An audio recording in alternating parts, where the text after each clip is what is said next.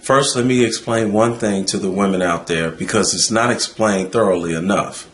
Fibroids comes from something that you're eating. Yes, it is coming from something that you're eating. The number one culprit is mucus. It is mucus. And a lot of it comes from dairy.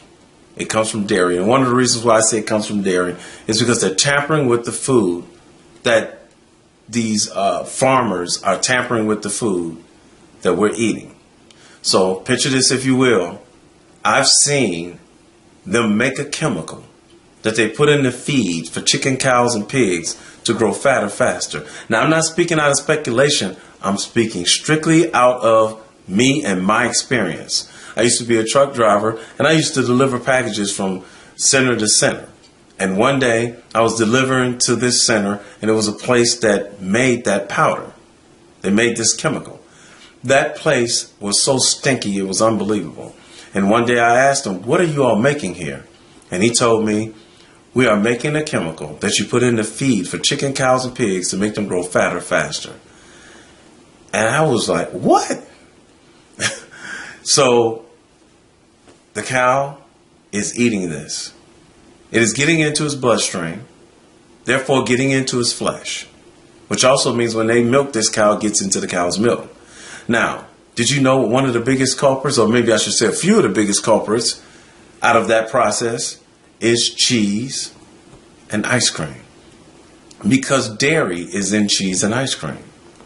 And all of that stuff is getting into you, so now you got tampered with meat that you're eating, tampered with milk from dairy. And I've seen women do it. I've seen women sit down and make a meal out of macaroni and cheese. They'll eat a whole big old bowl. It was initially invented as a side dish. And women started turning it into a meal. And then turn around and eat a half a gallon of ice cream. So all that dairy, so now you got all this cheese stopping you up. Okay? And then you got all this ice cream, which came from the same cow, the same milk from the cow. And then you eat meat, and all this stuff is getting inside of you and not coming out of you the way it should, and as soon as it should, and it's sitting in you and festering, therefore causing hardened mucus, hardened calcium deposits. You ever heard of a heel spur? In the heel of your foot, a spur, it's hardened calcium from cow's milk, and it hardens and it's hard like your finger in the heel of your foot. I had it before when I was 22 years old. The heel of my foot started hurting like somebody, like every time I stepped down, like I was stepping on a nail. And they went and did an x-ray. And after they did the x-ray, he looked at it and he said, "You have what is called a heel spur." And all it was hardened calcium. That's all it was. Now, they gave me these antibiotics or whatever to break it up. But back then, I didn't know anything. I'm 50 years old now. Back then, I was 22. I didn't know anything about Herbal. But I had to break that up because I was taking in too much milk. I was drinking milk. Oh, I was drinking milk. But I had no idea that as the years progressed, that milk was going to get worse and worse. You want to drink milk? You need to drink milk? Almond milk. Almond milk.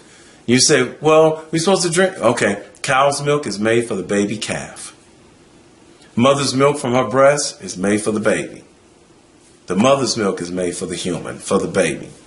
So if you want milk, almond milk. But I tell you what, if you want to cure yourself of fibroids or any other man-made disease, no matter what it is,